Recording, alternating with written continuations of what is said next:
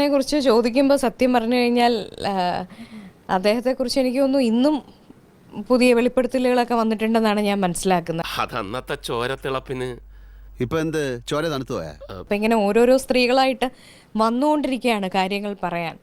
ഒരാൾ എങ്ങനെ ഇതെല്ലാം കൂടി താങ്ങുമെന്നുള്ളൊരു ഒരു കാര്യമാണ് എനിക്ക് സംശയം.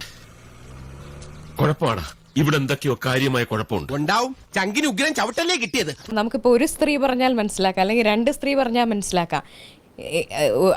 ആ പരിസരത്ത് കൂടി പോയിട്ടുള്ള സ്ത്രീകളെല്ലാം ഇത് പറയുന്നെങ്കിൽ ശ്രീകുമാറോ? അവൻ ശ്രീകുമാർ അല്ല, സ്ത്രീകുമാറാ, സ്ത്രീകുമാർ. ഓസ്ട്രേലിയയിൽ നിന്നും അവൻ തിരിച്ചു വന്നിട്ട് വെറും 3 മാസമേ ആയുള്ളൂ. ഇപ്പൊ ഈ നാട്ടിലുള്ള ഒരുപാട് പെൺപിള്ളേർക്കും ഇത് 3-ാം മാസമാ. ജൂനിയർ ആർട്ടിസ്റ്റായിട്ട് വന്ന പെൺകുട്ടിയുടെ വീട്ടിൽ ചെന്ന് അതിന്റെ അമ്മയെ പീഡിപ്പിച്ചു എന്നും പറഞ്ഞു കഴിഞ്ഞ ദിവസം കഥ കേട്ടു. ഇതെങ്ങനെ സാധിക്കുന്നു എന്നുള്ളതാണ് ഒരു മനുഷ്യന്. ഇത് കാര്യമായിട്ട് എന്തോ ഒരു പ്രശ്നമുണ്ട് അദ്ദേഹത്തിന്. മണ്ഡലത്തിൽ ഒരു രാഷ്ട്രീയ പ്രവർത്തകനായിട്ട് പ്രവർത്തിക്കാനുള്ള യാതൊരു യോഗ്യതയും അദ്ദേഹത്തിന് ഇല്ല എന്ന് വേണം നമ്മൾ മനസ്സിലാക്കാൻ. തന്നെ കണ്ടാൽ അറിയാമല്ലോ താൻ ഒരു പേരും കള്ളനാണ്. മെമ്പർഷിപ്പ് വേണമെങ്കിൽ സ്ത്രീകൾ വഴങ്ങിക്കൊടുക്കണമെന്ന് പറഞ്ഞു എന്ന തരത്തിലടക്കം അദ്ദേഹത്തിനെതിരെ സ്റ്റേറ്റ്മെന്റ് വന്നിട്ടുണ്ട്.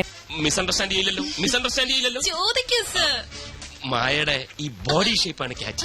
How do you maintain this? Dieting ആണോ അതോ എക്സർസൈസ് ആണോ? അങ്ങനെയൊന്നുമില്ല സർ. മൈ ഗോഡ്, എന്ന് വെച്ചാൽ ജന്മനാ കിട്ടിയത്. അങ്ങനെയായിരിക്കും അമ്മയിൽ മെമ്പർഷിപ്പ് അടക്കം കൊടുക്കണമെങ്കിൽ സ്ത്രീകൾ വഴങ്ങിക്കൊടുക്കണമെന്ന് പറയുന്ന മാനസികാവസ്ഥയുള്ള ഒരാള് ഇതുപോലൊരു മണ്ഡലത്തിന്റെ നാഥനായിട്ട് വന്നാൽ എങ്ങനെയായിരിക്കും? എന്തൊക്കെ തരത്തിലുള്ള ചൂഷണങ്ങൾക്കുള്ള സാധ്യതകളാണ് അവിടെ ഉള്ളത്?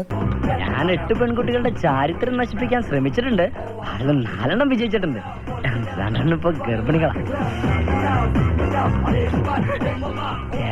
കേട്ട് തെറ്റിച്ചാ രാജിവെക്കുമെന്ന് എനിക്ക് തോന്നുന്നില്ല. കാരണം അദ്ദേഹത്തിൻ്റെ പാർട്ടി പൂർണ്ണ പിന്തുണയുമായിട്ട് അദ്ദേഹത്തിനൊപ്പമുണ്ട്. പിന്നെ സ്ത്രീ പീഡനത്തിൻ്റെ തീവ്രത അളക്കുന്ന സംസ്കാരമുള്ള ഒരു പാർട്ടിയെ സംബന്ധിച്ചിടത്തോളം അതിൽ കൂടുതലൊന്നും നമ്മൾ പ്രതീക്ഷിക്കണം.